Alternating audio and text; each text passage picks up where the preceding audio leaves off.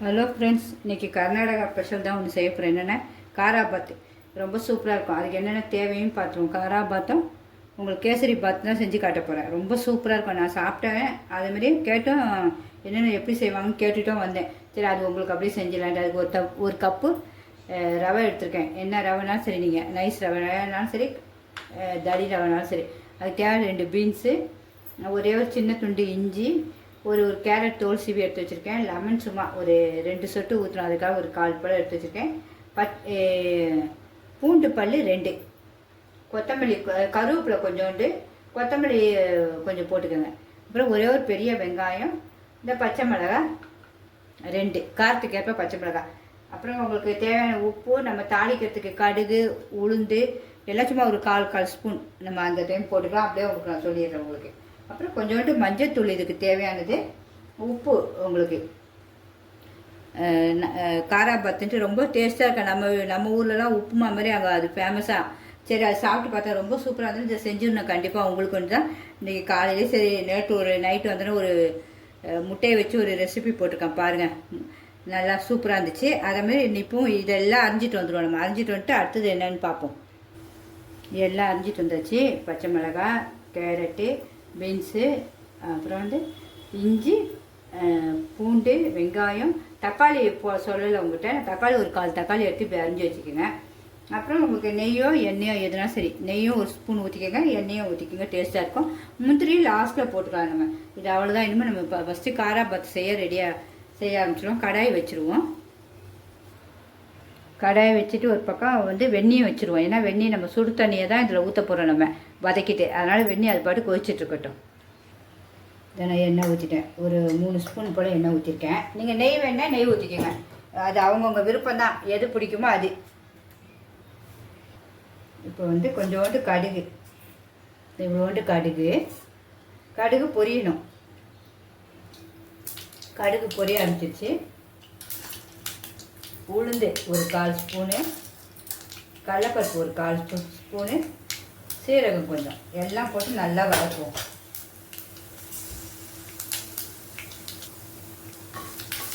Colour மாறக்கூடாது. அப்புறம் வெங்காயத்தை போட்டுருவோம். அப்படி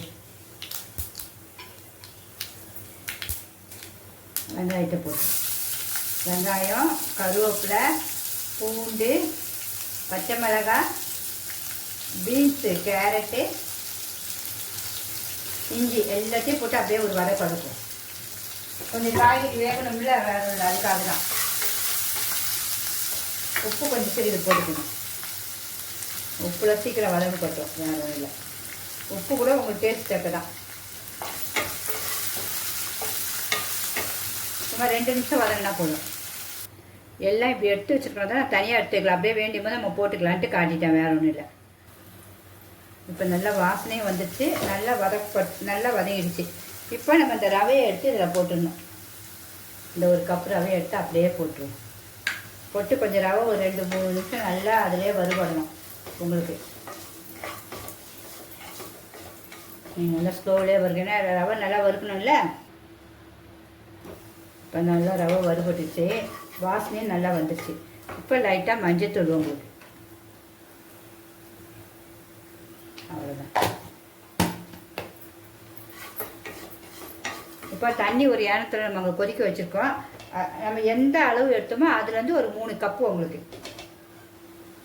சூடாக தான் இருக்குது. 1 2 3 சிம்மில் தான் வச்சுருக்கேன். அப்படியே நல்லா மூடி வச்சுருவோம். நல்லா வேகணும் பார்த்தீங்களா. இப்போ பார்ப்போம். இந்த 2 நிமிஷம் பாருங்கள், எவ்வளோ சூப்பராக நல்லா வந்துடுச்சு. இப்போ நீங்கள் இந்த தக்காளி எடுத்து வச்சுருக்கோம்ல, அதை போட்டுருவோம். ஒரு 1/4 தக்காளி எடுத்து வச்சுருக்கோம்ல, போட்டு லெமன் ஒரு 2 சொட்டு நமக்கு அந்த புளிப்புக்கு அப்படியே மேலே ஊற்றிடும். அவ்வளோதான். ஊற்றிட்டு உங்களுக்கு நெய்யோ எண்ணெய் வேணுமோ திருப்பி எண்ணெய் வேணால் எண்ணெய் ஊற்றிங்க, நெய் வேணால் நெய். இப்போ நெய் தான் சும்மா உங்களுக்கு நம்ம டேஸ்ட்டுக்காக ஊற்ற போகிறோம். இந்த ஒரு 1/4 ஸ்பூன் ஊற்றிட்டு அப்படியே மூடி வச்சுருவோம். தக்காளியை மட்டும் ஒரு கிண்டு கிண்டிட்டு மூடிடும். இப்போயே உங்களுக்கு நல்லா சூப்பராக வெந்திருக்கா ரவையெல்லாம். ஒட்டாது, நல்லா உதிரியாக இருக்கும். அப்படியே நல்லா சூப்பர் சாப்பிட அவ்வளோ டேஸ்ட்டாக இருக்கும். இதுக்கு சட்னியும் சூப்பராக இருக்கும், சாம்பாரும் சூப்பராக இருக்கும். பிடிச்சிருந்தா கண்டிப்பாக லைக் பண்ணிட்டு அப்படியே பாருங்கள்.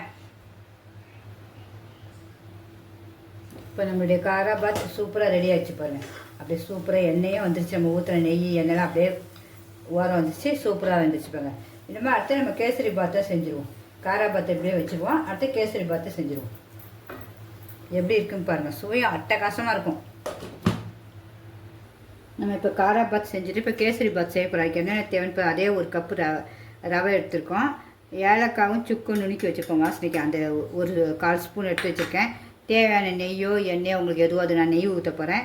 கேசரி பவுடர் கம்பல்சரி கொஞ்சம் வேணும், அதனால எடுத்து வச்சுருக்கேன். இன்றைக்கி எல்லாம் போட மாட்டோம். முந்திரி திராட்சை எவ்வளோ வேணாலும் நீங்கள் போட்டுக்கங்க டேஸ்ட்டுக்கு. அப்புறம் உப்பு ஒரு சிட்டிக்கு நம்ம செய்யும் போது செஞ்சுக்கலாம். இப்போ ஒன்று ஒன்றா என்னென்ன செய்ய போகிறோன்னு பார்த்துக்கலாம். நம்ம காராபாத்துக்கு மாதிரியே இதுலேயும் தண்ணி கொதிக்க வைக்கணும் ரெடியாக. அந்த கொதிக்க தண்ணி அதில் ஊற்ற போகிறோம். நம்ம இந்த கேசரி பாத்துக்கு இதேக்கு நமக்கு வந்து எவ்வளோ இனிப்பு வேணுமோ அவ்வளோ சக்கரை எடுக்கணும், எடுத்து வச்சுக்கோங்க.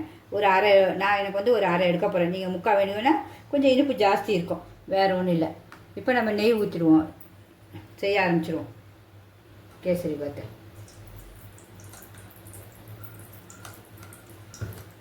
நெய் ஊற்றிட்டு முந்திரி திராட்சை போட்டுருவோம்.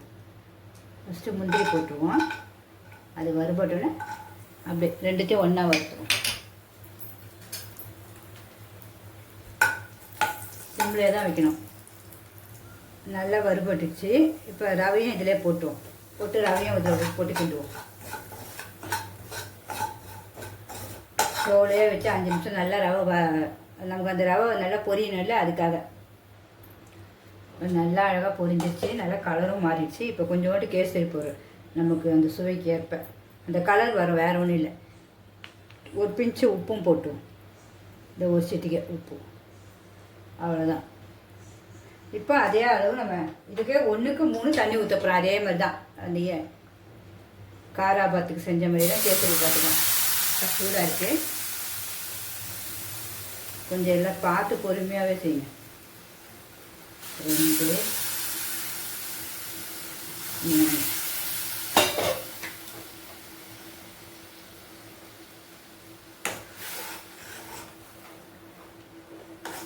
கொஞ்சம் வேகணும், அதனால் மூடி வச்சுருவோம்.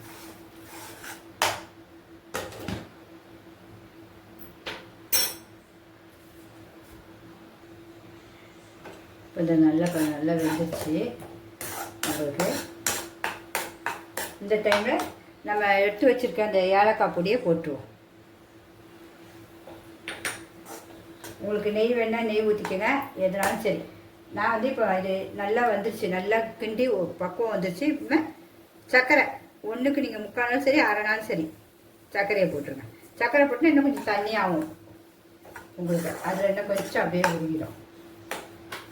போட்டு 1 ஸ்பூன் நெய்யும் ஊற்றி மூடிடுவோம்.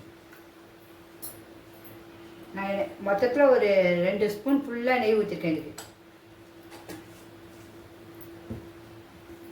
நெய் வாசனை அப்படியே தூக்குதுங்க. நெய் தான் டேஸ்ட்டாக இருக்கும் இது. அவ்வளோதான், கொஞ்சம் அப்படியே நல்லா இன்னும் கொஞ்சம் திக்காகட்டும். அப்படியே நெய் வாசனை தூக்குதுங்க, வீடே மணக்குது. இது பாருங்க, சூப்பராக ரெடி ஆகிடுச்சு பாருங்க கேசரி பாத்தும். நம்ம டேஸ்ட்டு பார்த்துருவோமா?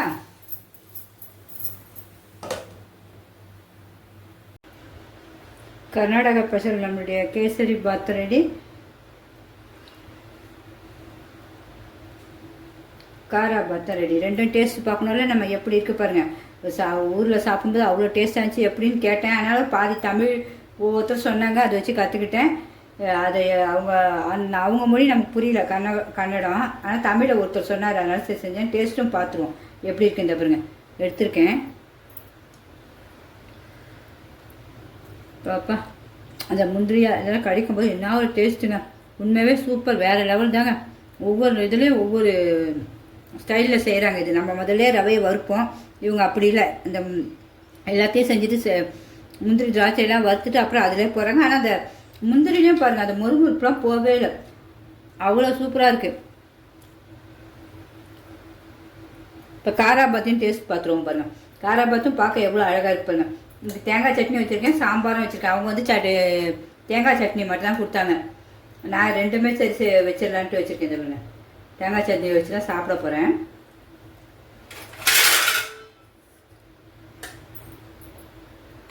டேஸ்ட் பார்க்கணும்ல நம்ம. எடுக்கும்போது அந்த நெய் எல்லாம் இருந்ததுன்னா அவ்வளோ உதிரியாக வருது பாருங்க. இங்கே பாருங்க, பார்க்க எவ்வளோ சூப்பராக இருக்கு பாருங்க.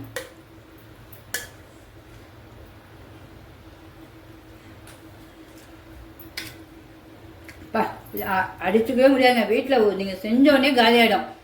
எல்லோரும் உங்களை பாராட்டு மழை தான் பொழிவாங்க. அவ்வளோ சூப்பராக இருக்குது. கண்டிப்பாக எல்லோரும் ட்ரை பண்ணுங்கள். பிடிச்சிருந்தா கண்டிப்பாக லைக் பண்ணுங்கள். உங்கள் ஃப்ரெண்ட்ஸ் எல்லாத்துக்கும் ஷேர் பண்ணுங்கள். எல்லாருமே இதேமாரி எல்லாம் செஞ்சு ருசித்து சாப்பிடுங்க. ஓகே ஃப்ரெண்ட்ஸ், பாய். இப்போ காலைல டிஃபன் எனக்கு இதுதான்.